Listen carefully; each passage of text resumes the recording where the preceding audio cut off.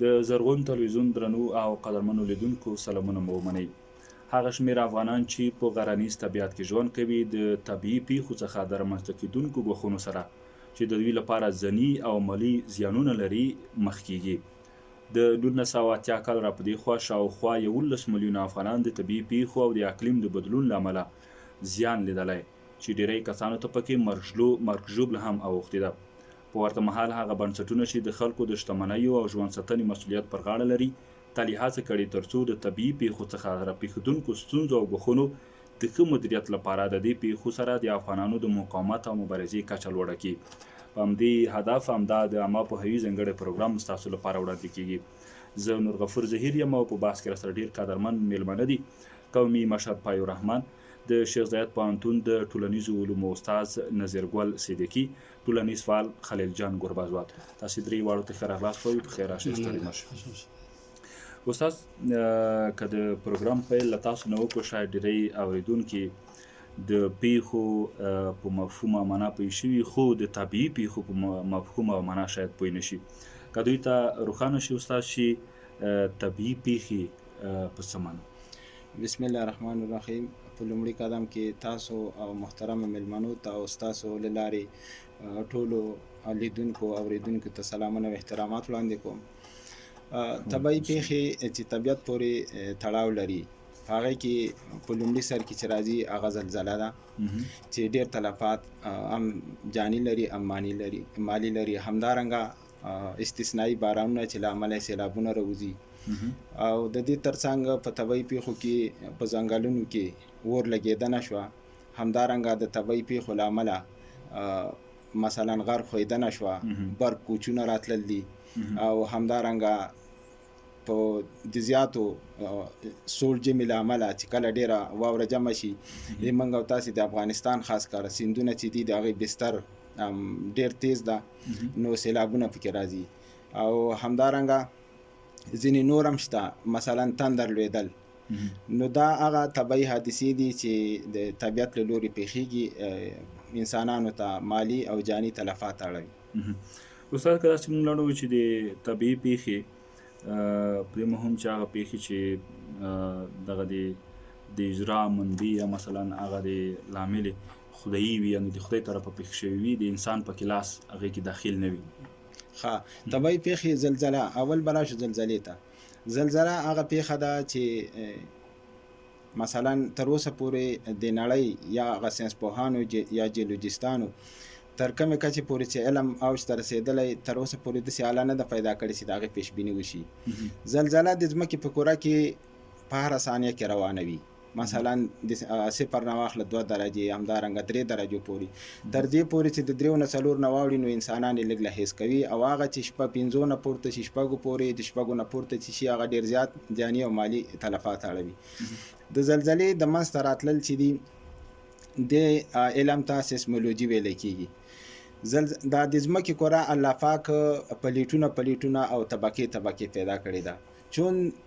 مثلا په منځنیو پیړیو کې یا له هغې نه مخکې هغه علوم او یا فکر یا هغه شفاهي روایات به چې مثلا چې زلزله سره کم کې مختلف هغه به ورته وړاندې کول. خو چون کې اوس یو نظریه راوتلې ده د پلیټ تکتونیک، هغوی دا نظریه چې دا ټولو نړیوالو او پوهانو خلکو ته دا قابل قبول ده او په ثبوت باندې رسیږي چې پلیټ تکتونیک لکه څنګه چې نوم نه ښکاري، د ځمکې کره الله پاک طبقې پیدا کړې ده. یعنی که هغه تاریخ نه شروع موږ تاسې وکړو چې مثلا اول وخت کې چې الله پاک دا شمسي نظام یا دا ټول کائنات هغه د بیگ بانګ چاودنه وشوله، د هغې نه راوروسته بیا لمریز نظامونو کې جوړ شو. ځمکه مثلا یوه ټوټه وه په اول وخت کې په میلیونونو کلونو مخکې، دې بیا پراخوالی وکړو، دا په ټوټو په وچو په سمندرونو باندې وویشل شوه. مثلا موږ تاسې که دا وچې یادو چې لویه وچه یا بریاعظم چې ته ویلی کېږي، یعنې د لویې وچې هغه غټه برخه چې د اوبو په منځ کې قرار لري هغه بریاعظم ده. نو موږ تاسو ته ښه معلومات شته چې په نړۍ کې دا 6 بریاعظمه داسې دي چې په هغې کې خلک اوسېږي. یو بریاعظم چې هغه په جنوبي قطب کې ده، انتارکتیکا، چې ډېر زیات سوړ ده او ټول له واورو نه ډک ده، نو هغې کې ژوند نه کېږي. نو دغه لوی ټوټې د هغې تر څنګ ځینې لوی وړې ټوټې هم شته. دغه د ځمکې کره الله پاک طبقې پیدا کړي. که موږ متوجه شو مثلا د ځمکې کې الله پاک چې د انسانانو حیواناتو نباتاتو ته د ژوند زمینه برابره کړې ده دې کې هوایي کورې شامل دي مثلا اتموسفیر به موږ یاد کړو دغه اتموسفیر نه علاوه الله پاک په ځمکې په داخل کې کورې جوړې کړي دي چې مثلا د موږ او تاسو چې دا ژوند پې کوو یا د محیط چې ده دا الله پاک مثلا یو پوټکی پیدا کړی ده چې په هغې کې ډبرې او د خاورې هر څه شامل دي د هغې نه لاندې بیا بله طبقه د هغې ته منټل ویلی کېږي په هغې کې مثلا مایع او جامد مواد د منټل او دارنګه هسته ده دغه چې څېړنه شوې ده په دې هسته او د دې پوټکي نه لاندې ویلې شوي مواد دي ډېر زیات مثلا د ویلې شوي موادو یو هغه به زه تاسو ته مثال دا درکړم چې اکثره ځایونو کې زلزله کېږي په غرونو کې هغه په واران ډوځي هغه لاوه دغه ویلې شوي مواد چې کله جریان پیدا کړي نو دا هغه په برخه باندې چې کوم پلیټونه پراته دي مرکز یې دا هلته ډېر زیات تلفات وړي او هغه برخې چې مثلا د دې مرکز نه لرې پرتې دي یا د دې کم پلیټ چې دا د دې په وسط کې پرتې دي آخري برخه کې دي هلته ټکانونه لږ رسیږي نو دغه زلزله چې راځي د دې ټوله منشا چې دغه د ځمکې په داخل کې ده ځکه په داخل کې د ویلې شوي مواد حرکت شروع کړي او دا پلیټونه په لړزه کې راولي دا چون یو اوږد بحث ته ضرورت لري او یو پراخه علم ده نو که په هغې باندې موږ غږیږو مثلا پلیټونه دي بیا د هغې تشریح کول دي هغه دي خو یعنې ټوله منشا د زلزلې د ځمکې په داخل کې ده او دا ځمکه چې ده د موږ او تاسې چې مثلا الله پاک د غرونه او خاورې انسانان هغه کړي دا ټول طبقې ده مثلا امریکا لویه وچه استرالیا یا د دې په داخل کې دا هغه دي پلیټونه مننه استاد د زلزلې اړوند مفصل معلومات وړاندې کړل ګربزوال صاحب د خلکو فکر یا زموږ او ستاسې د عوامو فکر تر اوسه پورې تر دې ځایه پورې دی چې دوی طبیعي پیښې تر هغې پورې نه مني تر څو پورې چې دوی خپله په هغې کې واقع شوي دي مثلا زلزله یا مثلا د سیلابونو راتلل دوی اوس هم هغه د کورونو جوړښت په دې برخه کې مثلا که یو څوک کور جوړوي ورته ووایي چې ته کور په دې سټنډرډ ډول جوړ کړه تر څو د زلزلې او د سیلابونو مخه ونیولی شي دوی دا خبرې داسې یو ډول اوهی بولي څه ډول کولی شو چې د خلکو فکر داسې جوړ کړو چې مخکې له مخکې د دې پیښو په اړه چې رامنځته کېږي دوی اماده وي او هغې په وړاندې هغه لومړني تدابیر ونیسي ډېره مننه ظهیر صاحب په لومړي قدم کې د زرغون تلویزیون درنو لیدونکو ته سلامونه نیکې هیلې احترامات وړاندې کوم د مولوي صاحب استاد محترم او تاسو ټولو کې اجازه نو لکه څنګه چې موږ او تاسو ته معلومات کېږي طبیعي پیښې لکه څنګه چې استاد ویلې موږ په دې باندې پوهېږو چې هغه طبیعي پیښه چې د الله جل جلاله له طرفه راځي پاکې د انسان واس نه رسېږي خو د انسان دپاره یو دا په کار وي چې که زه ډېر څه وغږېږم چې یو تقدیر ده یو تدبیر ده تقدیر مثلا د الله جل جلاله مثلا باران څوک الله پاک د طرفه باران ورېږي نو زلزله څوک رامنځته کوي د الله پاک څخه هم چې څه خوښه ده نو بدونه یا طوفانونه ورسره په څنګ کې ورلګېدنه یا غرخوېدنه نو د دې ترڅنګ هغه تدبیر دا ده چې انسانان به تدبیر نسي پلان به جوړوي د تدبیر مطابق به مزل کې موږ مثلا الله پاک بارانونه وروي موږ په کوټو کې هم نشو بچ کېدلی د زلزلو نه طوفانونو خو بیا هم د سرپناه لپاره کوټه جوړو که بهار ووځو بیا مو باران لندوي مو نو ورسره د زلزلې لپاره یا د نورو طوفانونو لپاره مثلا سیلاب د که موږ زیاتره کورنۍ وینو چې د ستونزو سره مخ کېږي دوی یا لرګي راټولوي هغه موږ دا ما پوهوی که چېرته کوو یا خلکو ته د فکر ورکوو یا د لرګیو په اساس باندې هم تر دې چې یو خواډ راوتی وي یو سیلاب راوتی وي دوی چې کله د لرګیو منځ ته ورګاډ شي بل سیلاب راوځي چې زموږ زیاتې کورنۍ د دې ناورین سره د دې ستونزو سره مخ دي د زلزلې په مورد باندې هم موږ په داسې ځایونو کې کورونه جوړوو چې هغه د غره ډاډې وي هلته غرونه ښویېدونکي وي کله چې ځمکه ټکان وکړي کله چې زلزله رامنځته شي زموږ زیات شمېر کورنۍ د ویر په ټغر باندې ناستې وي همدارنګه بدونو کې موږ وینو چې کله طوفان یا بړبکۍ رامنځته کېږي نو په هغه وخت کې موږ شمسي یا سولر یا د اوبو ټنکۍ په داسې ځای باندې ایښې وي چې زموږ بلکې هغه کورنۍ ته بیخي زیاته صدمه رسوي که چېرته د یوې شمسي سټین یا بل شی رالویږي نو دا حتما د کورنۍ ته یو یا د کورنۍ غړو ته زیان رسوي همدارنګه په نورو شیانو کې یا مثلا چې ګلۍ رامنځته کېږي که موږ غنم یا فصلونه نشو بچ کولی بلکې د الله به خوښه وي ښه خو دا کولی شو چې هغه خپل ماشومان خوندي وساتو دوی ته دا فکر وکړو که تاسو ښوونځی ته ځئ که تاسو مدرسې ته ځئ که تاسو بل ځای ته ځئ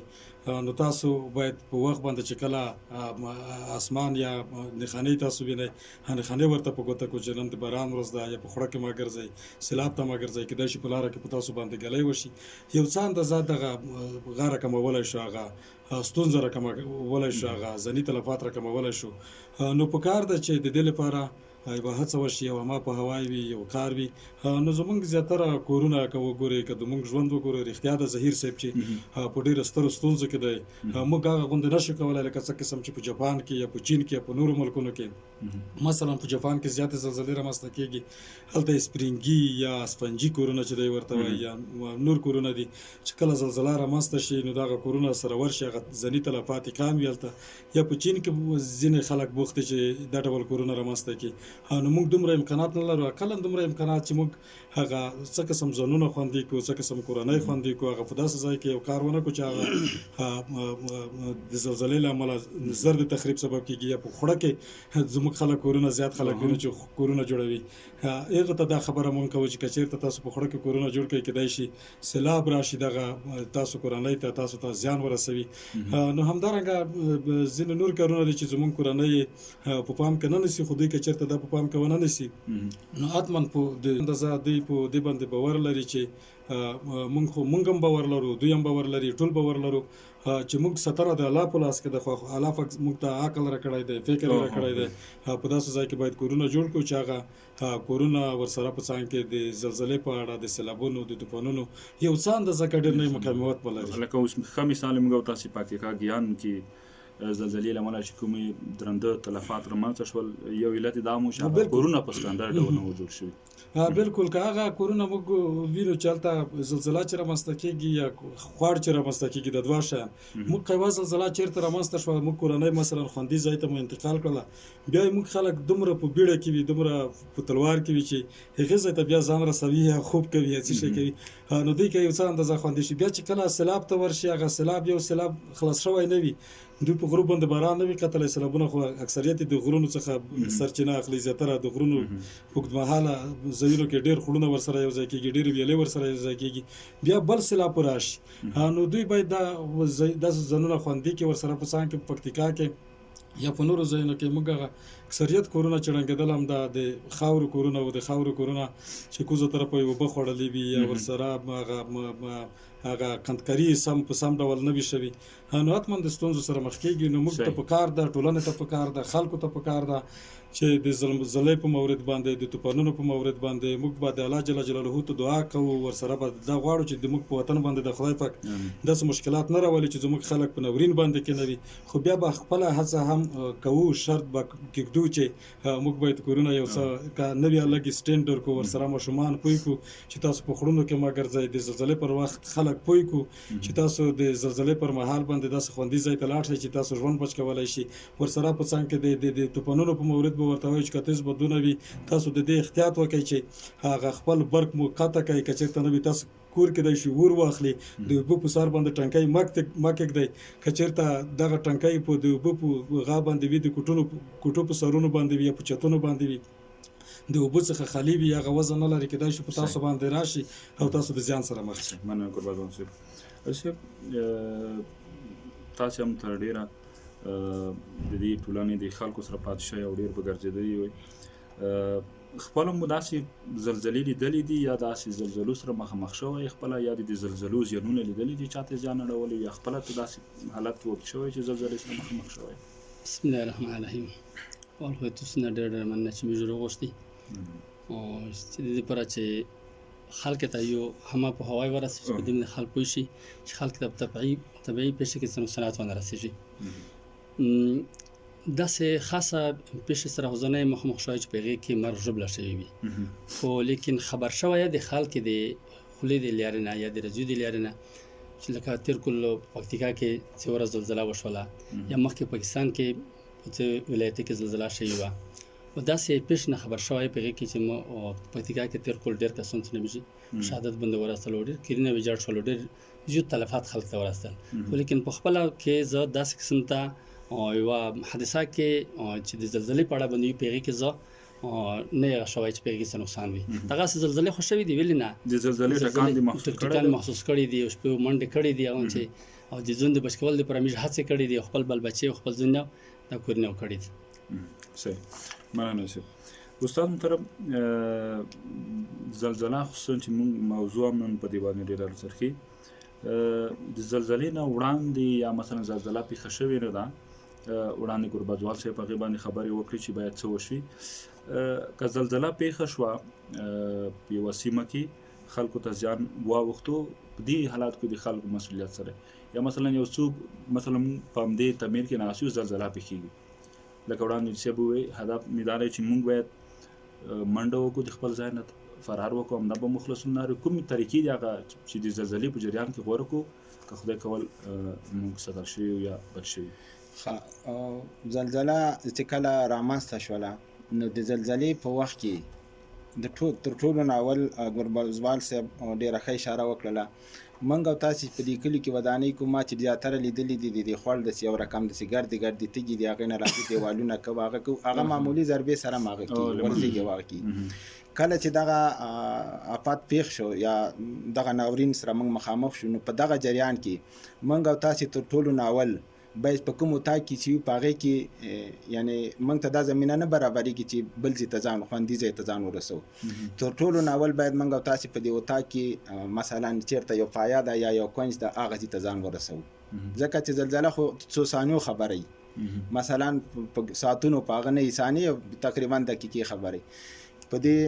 داخل د اتاق کې مثلا موږ څویم منزل کې اوسه طبقه کې نشو کولی چې مثال موږ ځان خوندي ځای ته وکړو نو تر ټولو ښه خبر دا ده چې په کوم ځای کې موږ یو باید یو کونج ته ځان دغه کړو ځکه دا کونج او پایاب داسې ځای ده چې کله دا چت کینی دا خامخا یو څه خالیګاه دلته راځي یا مثلا په اتاق کې یو داسې شی موږ وساتو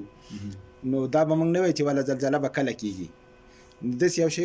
وساتو مثلا موږ بچیان اولادونه مو ټول د هغې مثلا هغې لاندې ځان خوندي وساتو که نور څه نه سر هغه که فکر هم کړی یو سړی چې کوم هغه ته مخامخ کېږي په سر یا په کوم ځای ته لاس نیسي ټیټېږي نو همداسې خوندي کونج ته یا یو داسې میز یا میز نه یو داسې قوي شی وي په اتاق کې چې د هغې لاندې موږ او تاسې ځان پټ کړو بل کله چې موږ دغه هغه سره مخامخ کېږو موږ باید د احتیاط نه کار واخلو مثلا بعضې نفر منډه کې د یو څه شي سره خدا نخواسته سر ولګي سترګه ولګي مخ ولګي یا وغورځېږي یا مثلا په دې ډېر بیروبار کې په اتاق کې نفر ډېري هغه سره هغه شي یعنې ډېر هغه شلوغ او هغه جوړ کړي نو هغې نه پکار دا ده چې په یو کونج او یو د اتاق هغه پایې خوا کې موږ تاسې ودرېږو نو که نور چت خدای مکه او دی وغورځي نو موږ او تاسې به یو څه ناڅه اندازه که زخمي حالت کې الله پاک به هم د مرګ او د هغه نه وساتي نو کله چې موږ یا مثلا وځو چېرته یا باید احتیاط وکړو مخې ته وګورو چې شته بل نفر باندې ور نه شو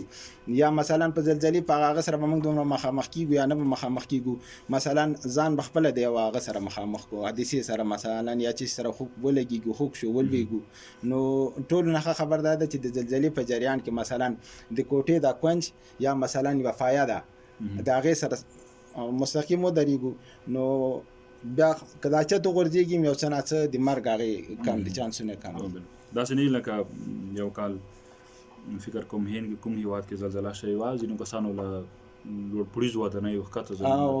هغه زلزله هغه تعمیر کې چې کوم کسان پاتې شوي وو هغوی سلامت وو زلزلې کوم ځای نه وره خو دوی خپله ضرورونه یعنې زلزله خو خامخا یا طبعي هغه د آفت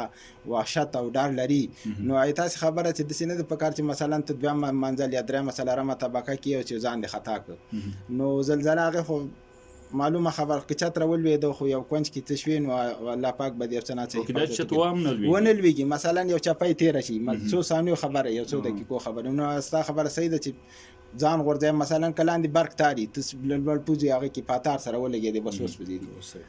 ډېره مننه ګوربزوال صاحب یوه سیمه باندې آفات راځي طبیعي آفتونه راځي خدای مکه خلک جرمن کېږي مرګ ژوبله هم لري ملي او ځني زیانونه لري خو د بلې ګاونډۍ سیمې یا ګاونډي کلي خلک په امن کې دي هغوی ته هېڅ ضرر نه ده رسولی څه مسؤلیت کېدای شي د هغې کلي چې روغ پاتې شوی دی د بل کلي په وړاندې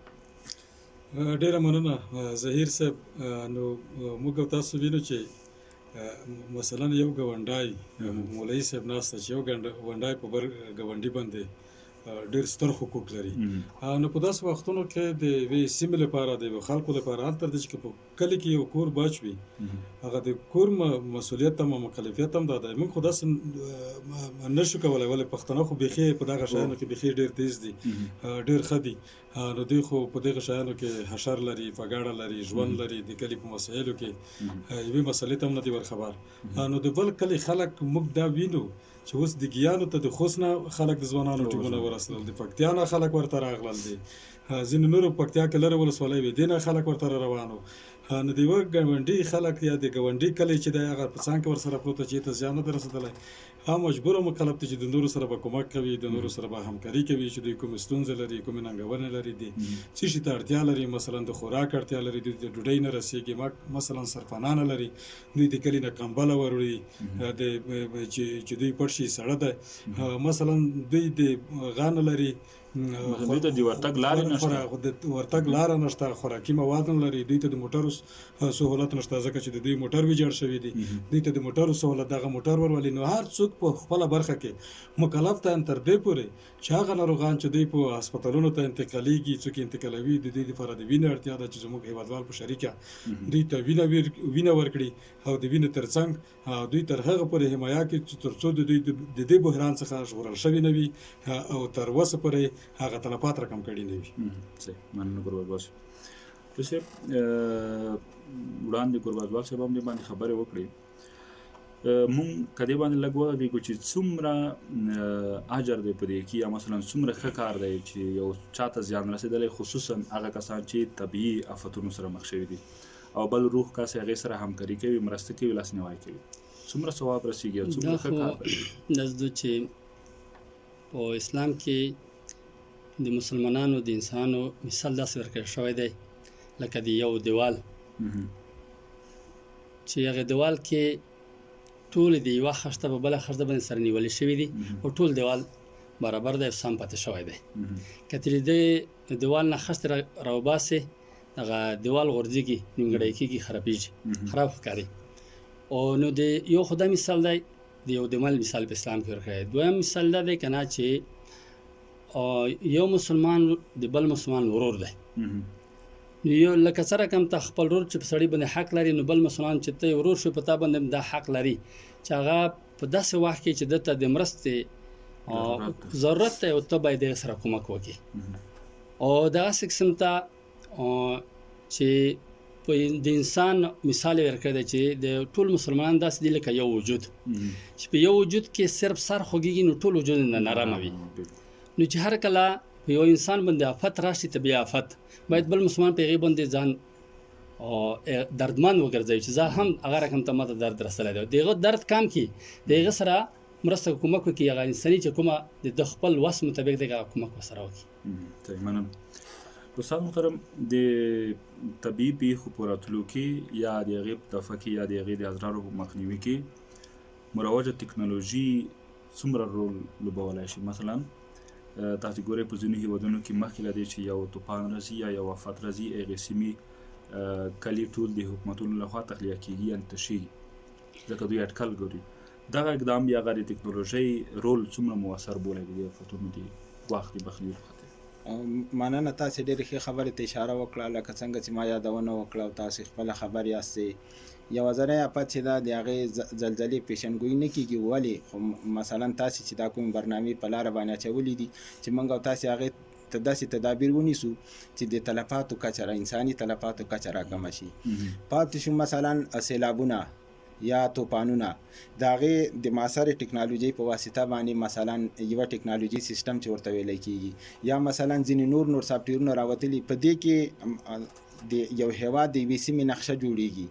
د دغه نقشې په اندازه باندې دوی معلومیږي مثلا ځینې ما خپله ملته جوړې کړي دي چې د افغانستان په کومو ولایتونو کې دغه پلیټونو یا د پلیټونو په سرحدونو باندې کومې منطقې پرتې دي هغوی ته باید وویلی شي چې دا منطقه خطر لري د زلزلې یعنی دا په دغه سرحد باندې واقع ده د پلیټ ځکه چې دا پلیټونه د یو بل سره یو ځای کېږي کله ټکر کوي کله یو بل نه جدا کېږي پاتې شو مثلا د باران یا د سیلاب اوس په هر ولایت کې الحمدلله هوا سټیشنې یا هوا پیژندنې ادارې شته هغوی باید د سیلاب یا د بارانونو همداسې نقشې او داسې تحقیق وکړي چې هغه خلک چې د سیلاب د خطر په منطقه کې پراته دي چې مثلا د نن نه 15 کاله مخکې په هغه منطقه کې اوبه بهېدلې 10 کاله مخکې اوس د موږ هېوادوال ورغلي دي همالته کورونه ودانۍ او پټۍ جوړ کړي دي نو که چېرته دوی همدغه مخکې له مخکې خبرتیا ورکړي چې مثلا هغه خلک چې د خطر د سیمو په ځایونو کې پراته دي هغوی باید خوندي ځای ته ځانونه ورسوي نو دا د موږ او تاسې یا د مثلا د دولت یا د ولایت په کچه دا چې کوم ادارې دي دا مسؤلیت لري چې مثلا بادونه اوس باد چې دا د هر طرف نه ما سره ټکنالوژي په واسطه باندې معلومیږي د باد سرعت معلومیږي مثلا منګ او تاسې به د هرات یو سلب شل ورځنی بادونه حساب کړو د هغې وخت معلوم ده مثلا په یو منطقه کې فشار کمیږي په بله منطقه کې فشار اضافه کیږي کله چې دا باد سرعت شروع کیږي تا ته اعلی معلوموي چې مثلا د باد سرعت په یو ساعت کې مثلا 10 کیلومتره ده دا چې نور مخکې ځي یا ورپسې نور اضافه کیږي دا 100 ته رسیږي او 100 ته رسیږي نو مخکې له دې چې دغه مسؤلیت څوک لري هغوی باید دغه منطقو والا خبر کړي چې مثلا دا د دې باد دا رخ چې ده د سمت په دې طرف باندې روان ده او سرعت په دومره هغه کې ده هغه شیان مثلا موږ او تاسې اوس د سولر شمسیانې لرو یا مثلا بعضې داسې ودانۍ شوي وي چې هغه د دغه 100 کیلومتره یا 100 کیلومتره د باد هغه سرعت او سپیډ چې ده هغه ته مقاومت نشي کولی نو مخکې له مخکې باید هغوی خبر کړی شي ډیره مننه استاد محترم ګربز صاحب د زلزلې یا د طبیعي پیښو نه وروسته دغه کسان چې زیان یې لیدلی داسې کوم مشخص ارګان شته یا داسې مشخص ادارې شته چې دغه خلک لاړ شي هغې ته مراجعه وکړي تر څو له دوی سره تر خپل وس مطابق همکاري شوي مرسته شوي یعنې دوی څه وکړي کوم داسې شی شته چې په جریان کې بالکل ظهیر صاحب یو خو دغه د مونږ او تاسو په ټولنه کې ضد او حوادثو په ټولو ولایتونو کې د ریاستونه لري دې ته مراجعه کولی شي بل په ټولو ځایونو کې چې د دوی دغه زیان رقم کې موږ په ټولو ولایتونو کې شفاخانې هسپتالونه لرو او بل په خپله کلیوال یو څه کولی شي په هغه ځای کې چې زلزله کله رامنځته شي موږ او تاسو مخکې اشاره ورته وکړه دوی په اتومات ډول چې کله زلزله رامنځته شي د کلي مسجد کې یو امام لکه مولوي صاحب یو څوک اعلان کوي چې تاسو جومات ته راځئ چې چاته رپات نه دي لیدلي چې موږ یوه مشوره وکړو د دې نه دوی یوه غونډه جوړوي یوه خبره کوي کله چې څوک ناروغان دي هغه انتقالوي هر چا ته یوه دنده سپارلی کېږي د هغې غونډې طرف یا هغه ځای کې چې دوی سره ناست دي قومي مشر خپل رول ادا کوي چې موږ به ناروغان انتقالوو ځوانان به دا رول ادا کوي چې موږ به وینه ورکوو چې څوک ناروغان دي ورسره علما کرام به دغه رول ادا کوي چې دوی څه مسؤلیت ادا کولی شي کوم ځای ته دوی ورسره تللی شي یا څه شی کولی شي خلکو ته پکې نعت ورکوي ما په هوای ورکوي چې د دې خلکو سره تاسو مرسته وکړئ همکاري ورسره وکړئ او په زمن کې خوندې کولی شي چې په هلته په کورونو باندې وګرځي کومې خوندې چې زخمي دي دوی هغې ته ورشي چې هغه راوباسي د کورونو هسپتالونو ته انتقال کړي ورسره د خوندې سره په څنګ کې ماشومان دي هغه ماشومان دوی انتقالولی شي چې بهر یې راوباسي هغه زیان چا لیدلی دی نو ټول کلیوال هم همکاري کولی شي کام هم همکاري کولی شي علما کرام هم همکاري کولی شي تر دې چې د رسنیو سره خبره کېږي یو څوک ځوانان ټولنیز فعالان نو دا هغه راوځي رسنیو سره تلیفوني کارخانه سي یا خبره ورسره کوي د تلیفون په ذریعه باندې یا د تلویزیون سره دوی ورته وایي چې موږ په کلي کې زلزله شوې ده خلک ډېر تلفات لري که تاسو د راډیو طرفه ما په هوای ډېر ژر پر مخ باندې بوځئ چې موږ کلي ته مثلا خدای دې نه وکړي چې موږ کلی ته منطقې ته امبولانسونه راشي د موږ خلکو سره همکاري وکړي د موږ د خلکو سره کومک وکړي نو د دې په زمن کې د ټولې ادارې هم په جریان کې کېږي دولت هم خبرېږي خلک هم خبرېږي ورسره په څنګ کې هغه کومک هم کولی شي خو په رسمي ډول د ضد حوادثو ریاست په داسې ناورینونو کې په داسې طبیعي هغه کې بیا ټول حکومت هم دې ته مجبور وي یا د مکلفیت دی چې هغې ځای ته رسېدګي وکړي د قومونو تر څنګ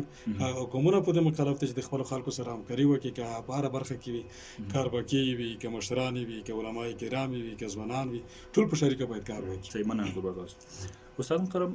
خدای مکه لکه ګربز واصل بوخوي موږ داسې یو اټکل کوو